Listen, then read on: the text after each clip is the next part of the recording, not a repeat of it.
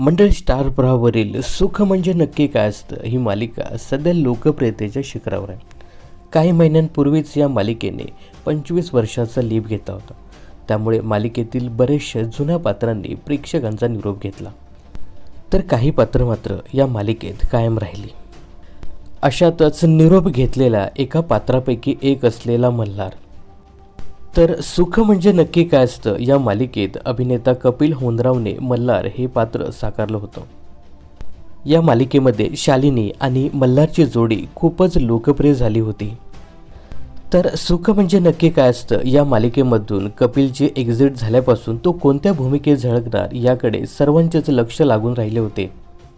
अखेर लवकरच प्रेक्षकांचा लाडका मल्हार अर्थात कपिल नव्या भूमिकेत प्रेक्षकांना भेटायला येणार आहे.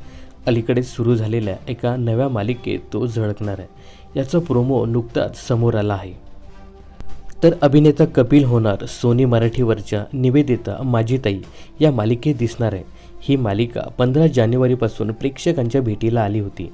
याच नव्या मालिकेतून कपिल नव्या भूमिकेत झळकला आहे. याचा प्रोमो त्याने सोशल मीडियावर शेअर केला आहे. कपिलच्या या पोस्टवर शालिनी म्हणजे अभिनेत्री माधवी निमकरने ही प्रतिक्रिया दिली. माधवी म्हणाली, हे अभिनंदन, तुझ्यासाठी खूप आनंदी आहे.